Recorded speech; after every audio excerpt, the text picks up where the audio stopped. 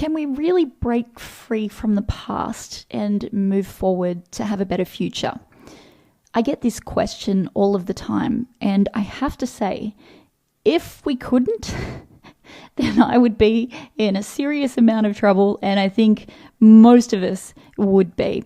But I do believe that a lot of us don't understand how. How can we move past some of the things that we've been through?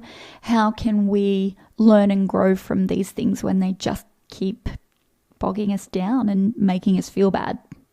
So that's what we're going to talk about on today's episode of the Self-Improvement Room. Hey, welcome to episode number 50. Oh my gosh, 50 of the Self-Improvement Room. It's like half a century. How exciting. Today we're going to talk about moving forward and breaking free from our past for good. I'm your host, Kristy Davis. Thank you very much for tuning in and listening, and I really hope that you get some great stuff from today's episode, because this one is a question that I have quite often. All right, before I do dive in, I just want to let you know that we now have a Facebook community for this podcast. It's funnily enough called the Self-Improvement Room. We're going to leave the link for you so you can join our Facebook group. We do live events in there, answer lots of questions, and it's really a place that you can go and share how you're feeling and ask somebody else for their advice or opinion or their perspective. It's just a really, really great community that we've got going there, and we would love you to join. To be honest, I think you'd be hard struck trying to find someone that doesn't have a story that includes pain throughout their life. I don't think it's something that we can get away from. And really, it's probably not something that we should want to get away from. I believe without pain, we wouldn't know what pleasure feels like. So I think everything has a place, but it can be very, very hard to move forward when you have experienced a lot of pain or a massive amount of pain and hurt on really any kind of level. And that pain could be caused from mistakes we've made, or the times we've fallen short of our own expectations, or even the hurt that we've felt from others. And sometimes these stories start when we're young, in childhood, and without the right support, guidance, and tools, that pain actually grows alongside us. It grows with us. So it gets greater. And while it's easy to let the past shape us, the truth is we have the power to change our future if we're willing to change ourselves. Now, I've mentioned before, I've struggled through a difficult childhood, and that became even more overwhelming when I was diagnosed with ADHD. I didn't have the language to describe what I was going through, and I definitely didn't have the tools to cope. As I grew older, things became more difficult, and that started to manifest in lots of different areas of my life. So my relationships suffered, and my career suffered. In fact, I didn't even have a career. At home suffered, my parenting suffered, and in a social setting, I was walking through life on unstable ground, wondering when I was going to break through the eggshells. And it was a sincerely horrible feeling. And it wasn't until I had what I call my bathroom floor moment, where I just broke down and cried for like hours. April 4th, 2016. And I realized in that moment something had to change. But there was enough pain there for me to go, something has to change, and I can never feel like this again. See, I had said something has to change many times before, but never had I committed the way I was committing this time. Never had I felt like I couldn't go back to living the way that I was living until this very particular bathroom floor moment in 2016. And the pain of that became so unbearable that staying where I was just no longer an option. And that was a pivotal moment in my life where I really chose to transform. That road was not easy. It's still not easy, but it is always worth it. So I slowly began to build new habits, challenge my mindset, and probably most importantly, I had to learn to love myself. And I talk about that a lot because I really believe so much of our problems, so much of what we experience comes back to self-love and self-worth. And this journey showed me that healing is really possible, but it's not something that just happens. It really requires active participation. And if you want to move forward and break free from the chains of the past, so from hurt or pain or disappointment or anger or resentment, then you have to understand that there is work to be done. We don't just get to wake up and feel better. So if you're listening to this and feeling like your past is holding on to you, know this: healing is possible. Having a great life is possible. No matter what you've been through, no matter how deep your wounds are, you have the power to break free from your past. I promise you that. I really believe that. But it does, as I said, require intentional action and self-awareness. So I want to go through some of the ways we can start changing our future and give you some really practical advice on how you can move forward and improve your life. So number one is the power of self-awareness. Self-awareness is one of the foundations of healing. Without it, we operate on autopilot and reacting to life based on our past experiences and our ingrained patterns. Now, Dr. Dispenza is a brilliant neuroscientist, and he's doing a lot of study in the field of healing. And he says that by the time we are 35, 95% of our life is made up of habitual patterns that we've created. So we are basically on autopilot. So self-awareness is key. Reacting to life based on those ingrained patterns is really dangerous. When I began my own journey, I had to become very aware of the thoughts that I had. Obviously, I can't be aware of every single thought that I had, but I did have to start listening to my internal dialogue. I had to listen to what I was saying, and I realized that it was filled with negativity. I'd tell myself that I wasn't good enough, I was destined to fail, or that the past always defines me. And these thoughts were just not only untrue, but they were also holding me back from living the life that I wanted to live.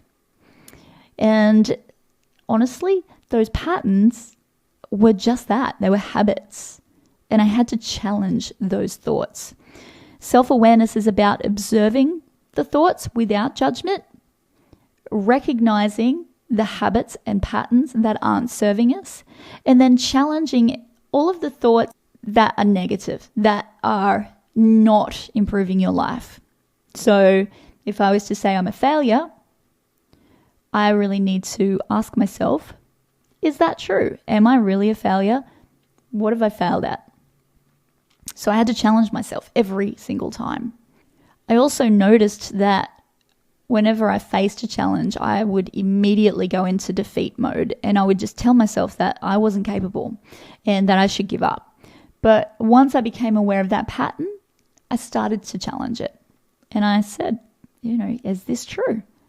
And often the answer was no. So that simple practice of questioning my thoughts helped me shift my mindset from one of self-doubt to one of self-belief. That didn't happen overnight. And to be truthful, when I look back, it kind of does feel like it happened overnight. I mean, time's going so fast, but aside from that, you don't realize how much you're changing until you look back to where you came from. Change is a daily practice. Healing is not a one-time event. It's not something that happens overnight or even in a single moment of epiphany. Healing is a daily practice. Every day we have the opportunity to make different choices, to think different thoughts, and to take different actions. But this requires consistency. Think of it this way. If we wake up every day thinking the same thoughts, feeling the same emotions, and taking the same actions, then nothing will change. We will continue to live the same life day in and day out. But if we wake up with the intention to change, even if it's just a small shift, then over time, all of those small changes add up to a different life. When I decided to change my life, I knew that it wasn't going to be easy because I had years of habits and thoughts and behaviors that were very deeply ingrained. And I had ADHD. But I also knew that the alternative was staying stuck in pain, and it just wasn't an option anymore. So I committed to the daily practice of change. I started small, making my bed every day.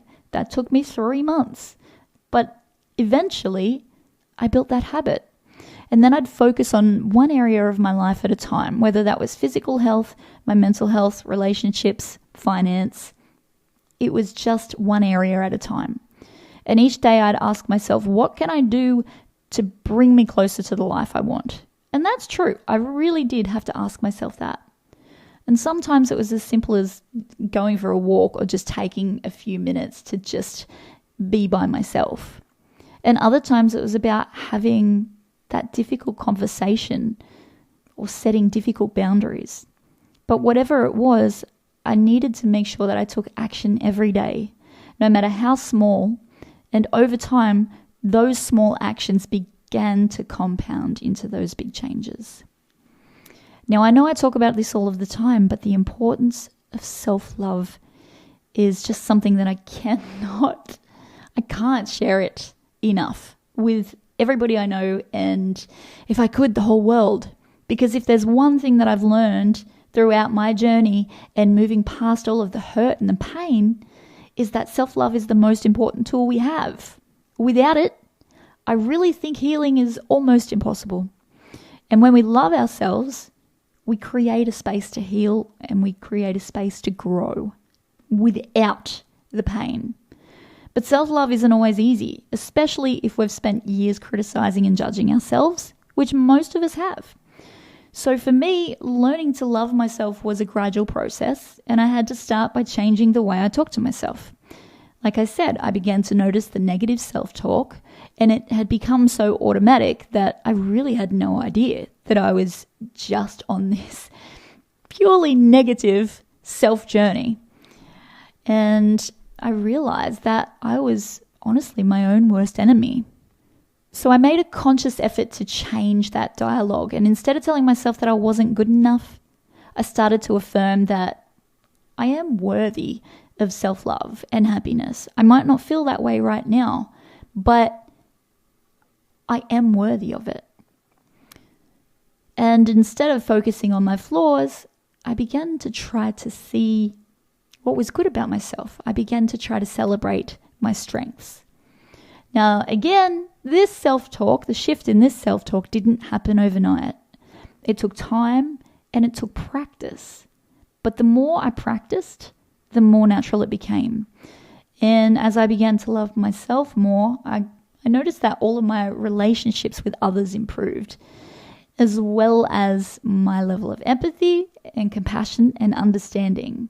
Not just for myself, but for those around me, because I wasn't as stressed, I wasn't as angry, I wasn't as hurt, because I was starting to do the self-work and I was starting to love who I was. Self-love has also helped me set healthier boundaries. I realized that loving myself meant prioritizing my well-being, even if it meant saying no to others or walking away from toxic situations, and I had to do that. It wasn't always easy, but it was necessary for healing. Now I want to move on to 4 reasons why we struggle, or why I believe we struggle to heal from the past. It seems like a very difficult thing for a lot of us. Why do we struggle to let go of past mistakes and setbacks and hurts? Number 1 is fear of change. Change can be absolutely terrifying. even when we know that it's necessary. At least when we don't change, we're comfortable in knowing what is going on, even if it's painful. Our brains are wired to seek comfort and familiarity. We sometimes prefer to stay in painful situations because they're known. We don't want to venture out into the unknown. It's scary out there. The fear of change, though, keeps us stuck in the old patterns, and it keeps healing out of reach. Number 2 is the lack of self-awareness, which is why I said we really need to cultivate self-awareness. Healing requires us to be honest with ourselves. It requires us to look at patterns and look at our triggers and our behavior, and we need to challenge ourselves. But so many of us lack self-awareness. We kind of go through life, like I said, on autopilot, reacting to situations based on our past experience without stopping to question why we're reacting this way. And this is something that is particularly difficult for people with ADHD because they struggle with emotional regulation.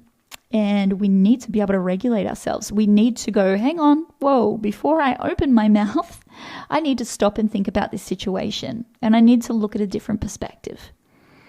So self-awareness, lack of self-awareness is really something that keeps us from moving forward. Number 3 is the negative self-talk. Our inner dialogue plays a huge role in our ability to heal. And if we are constantly telling ourselves that we are not good enough, that we're failures, or that we're unworthy of happiness, then it's nearly impossible to move forward. This kind of negative self-talk becomes a self-fulfilling prophecy. And I laugh because it really is. It's like this never-ending wheel. We end up saying this is going to happen, and then it happens because we've then gone and done the actions to create that. So it's that self-fulfilling prophecy, and that keeps us trapped in the past. Number 4 is we avoid hard work. Healing is hard work, and it requires effort and consistency and the willingness to face uncomfortable truths. Many people give up because the process is difficult, and it really does require long-term dedication. But without the effort, true healing, it just won't come. So how can you move forward and cultivate self-love? You can practice the self-awareness. You can challenge the negative thoughts. You can prioritize self-care. Healing requires us to make space for ourselves. It's not selfish. It's essential for our well-being. Make time for activities that are going to nourish your mind and your body and your soul. And I know that sounds very cliche, but it's true, because this time that you give yourself, that you dedicate to yourself, fills your cup. And you can only give from a full cup. When you prioritize self-care, you're also sending the message to yourself that you are worthy of attention. And that is a huge thing. And try shifting perspective. One of the most powerful ways to heal is by changing your perspective. We don't see the world as it is. We see the world as we are. So if you're angry, everything in the world is going to make you angry no matter what. So instead of focusing on what's wrong, start focusing on what is right. Instead of seeing healing about erasing the past, see it as transforming. It's about recognizing that while we might not be able to change what has happened to us, we still have the power to change how we respond to it.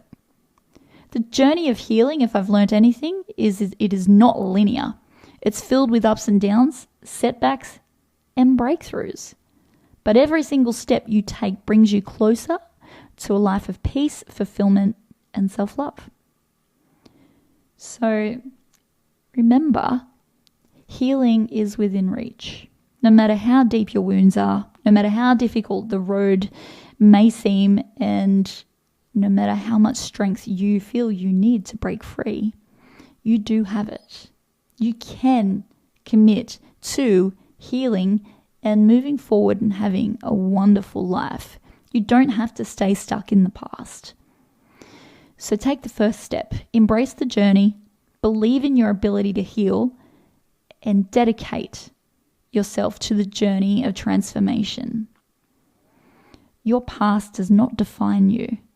Your choices today do. Choose healing, choose growth, most importantly, choose yourself. Choose to look at things from a different perspective. Choose to put yourself first. And I really believe the more people that do this, the better the world is. And that's why self-love and prioritizing yourself is not selfish, because you become a better person and you share that with the world, and the world starts to heal. And that is all because you made the decision to change. So I'm going to leave you with this question. Do you want change bad enough? Do you want to heal bad enough? Because if you do, then you will dedicate your life to the journey of healing and creating the life of your dreams. All right, do not forget to join the Self-Improvement Room Facebook community, because we talk about this stuff all of the time, and this is a great place to take your journey alongside others taking their journey within the group. We will leave the link in the show notes for you. All right, until next time, stay safe and stay well.